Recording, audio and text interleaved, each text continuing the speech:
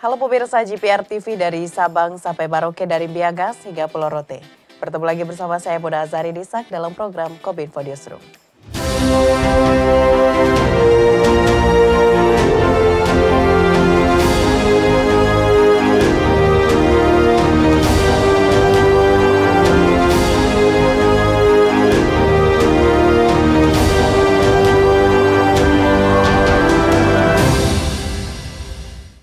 Pemirsa, kita ke informasi pertama. Revisi Undang-Undang Nomor 5 Tahun 2014 tentang Aparatur Sipil Negara resmi disahkan menjadi undang-undang. Pengesahan itu dilakukan pada pengambilan keputusan atau pembicaraan tingkat 2 pada rapat paripurna ke-7 DPR.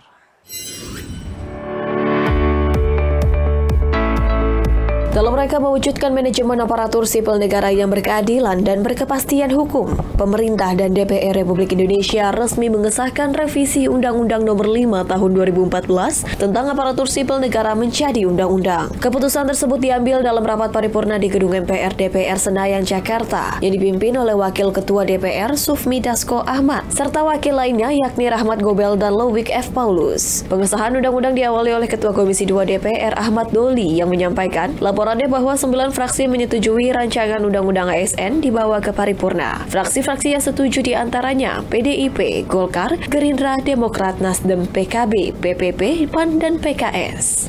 Selanjutnya, pada acara rapat kerja tingkat 1, pengambilan keputusan dengan agenda pembacaan pandangan akhir fraksi serta pandangan akhir pemerintah menyatakan bahwa 8 fraksi antara lain fraksi PDI Perjuangan, fraksi Partai Golkar, fraksi Gerindra, fraksi Nasdem, fraksi PKB, fraksi Partai Demokrat, fraksi PAN, fraksi P3 menyatakan menyetujui untuk meneruskan pembahasannya pada pembicaraan tingkat 2. Selanjutnya, Dasko kemudian bertanya kepada para peserta rapat apakah rancangan Undang-Undang ASN tersebut dapat disetujui sebagai undang-undang. Para anggota Dewan menjawab setuju. Apakah RUU tentang perubahan atas Undang-Undang Nomor 5 Tahun 2014 tentang Aparatur Sipil Negara dapat disetujui untuk disahkan menjadi undang-undang? Selanjutnya kami akan menanyakan sekali lagi kepada seluruh anggota apakah RUU tentang perubahan atas Undang-Undang Nomor 5 Tahun 2014 tentang Aparatur Sipil Negara dapat disetujui menjadi undang-undang? Terima kasih.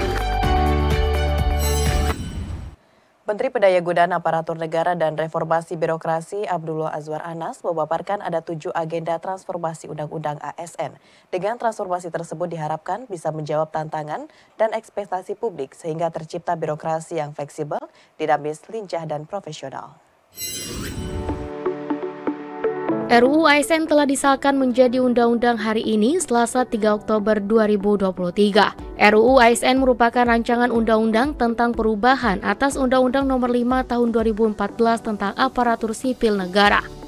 Menteri Pendayagunaan Aparatur Negara dan Reformasi Birokrasi Abdullah Azwar Anas mengatakan terdapat 7 agenda transformasi ASN. Adapun transformasi tersebut diantaranya transformasi rekrutmen dan jabatan ASN, kemudahan mobilitas talenta nasional, percepatan pengembangan kompetensi, penataan tenaga non-ASN, reformasi pengelolaan kinerja dan kesejahteraan ASN, digitalisasi manajemen ASN, dan penguatan budaya kerja citra institusi. Anas menyebut dalam Undang-Undang ASN terbaru akan memberikan ruang rekrutmen ASN lebih fleksibel.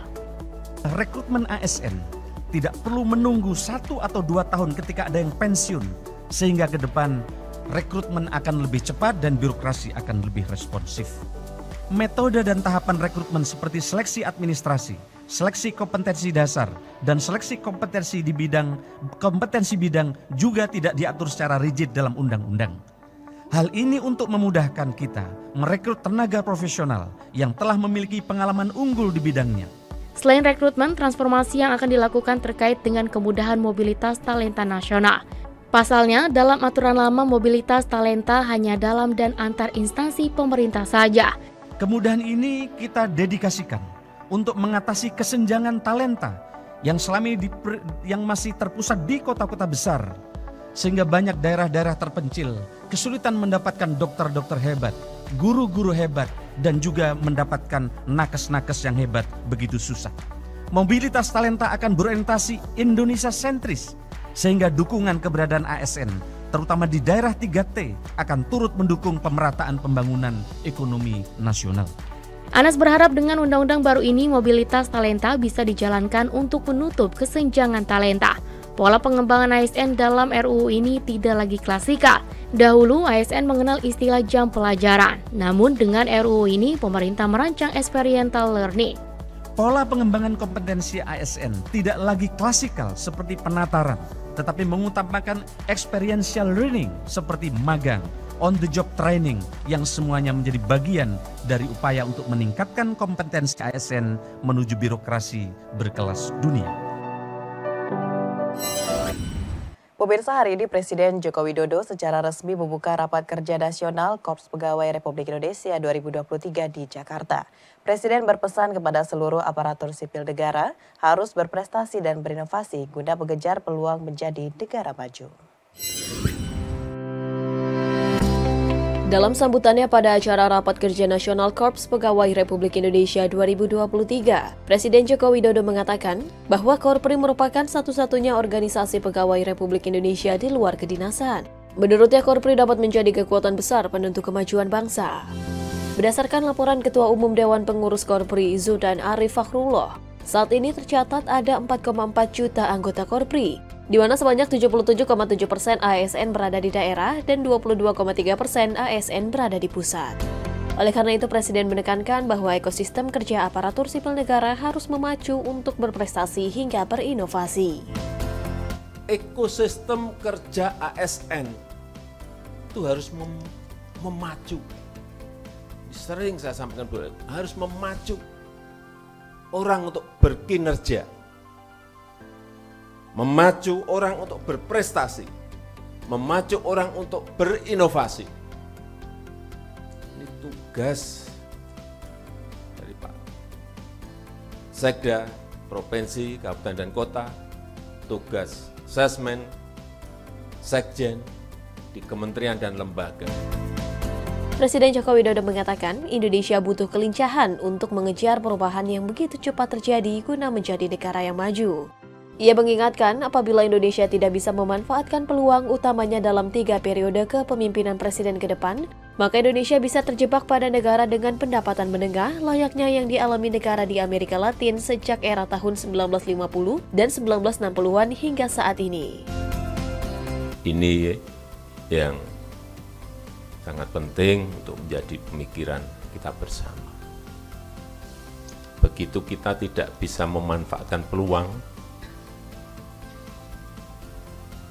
di 3 periode kepemimpinan ini, ya kita akan tetap menjadi negara berkembang. Kalau kita tidak bisa merubah sistem yang ada menjadi lebih cepat, menjadi lebih baik, menjadi lebih efisien, ya kita akan terjebak kepada middle income trap. Kita ke informasi lainnya pemirsa, dalam Rapat Koordinasi Nasional Percepatan dan Perluasan Digitalisasi Daerah tahun 2023, Wakil Presiden Ma'ruf Amin mengarahkan seluruh pemangku kepentingan terkait untuk bersinergi, memperkuat dan mendorong kebijakan digitalisasi transaksi keuangan daerah. Melalui inovasi transaksi keuangan daerah berbasis digital tersebut, diharapkan akan meningkatkan pendapatan daerah, transparansi, akuntabilitas pengelolaan keuangan, dan pelayanan publik. Hari ini pemerintah menggelar Rapat Koordinasi Nasional Percepatan dan Perluasan Digitalisasi Daerah atau Rakornas P2DD 2023 guna memberi sejumlah arahan strategis untuk mengakselerasi digitalisasi transaksi Pemda dan mendukung akuntabilitas keuangan daerah.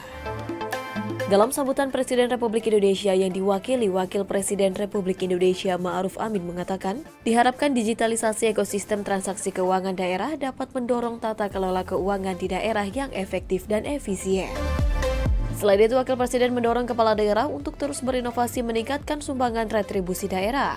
Inovasi transaksi keuangan daerah berbasis digital akan berimplikasi pada peningkatan pendapatan asli daerah, transparansi, akuntabilitas pengelolaan keuangan daerah, serta pelayanan publik. Wakil Presiden Ma'ruf juga mengapresiasi capaian hasil dari pemanfaatan percepatan dan perluasan digitalisasi daerah. Salah satu capaian dari pemanfaatan dan perluasan digitalisasi tersebut adalah tersalurkannya bantuan sosial dengan Rakornas P2DD. Oleh sebab itu, sinergi dan koordinasi antar lembaga pemerintah maupun dengan pemangku kepentingan terkait menjadi penting.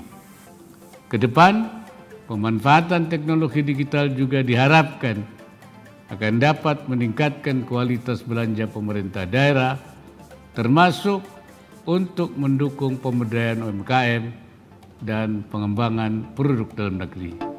Dalam kesempatan yang sama, Menteri Koordinator Bidang Perekonomian dan Ketua Satgas TP2DD Airlangga Hartarto menegaskan adanya urgensi mensinergikan berbagai inovasi, inisiatif baru, serta penguatan kebijakan di berbagai kementerian dan lembaga dalam kurun waktu 2022 hingga 2023 untuk mendukung kebijakan percepatan dan perluasan digitalisasi daerah. Inovasi dalam kebijakan P2DD, yaitu digitalisasi sebagai sosialisasi. Satgas tentu bekerja sama dengan P2DD dan inovasi tentu diperlukan berbagai kerjasama internasional. Adapun sejumlah program sinergi kebijakan digitalisasi daerah adalah dengan KRIS, KKI, Ketua Kredit Pemerintah, penguatan SPBE, penguatan sarana prasarana melalui satelit Nusantara Sakti, penguatan digitalisasi belanja Pemda dan penguatan regulasi local taxing power. Dengan ini, Menko Perekonomian berharap digitalisasi Pemda dapat terus meningkat ke depannya. Pemirsa, usai jeda pariwara, kami akan kembali dengan informasi lainnya. Tetaplah bersama Kobe Info Newsroom.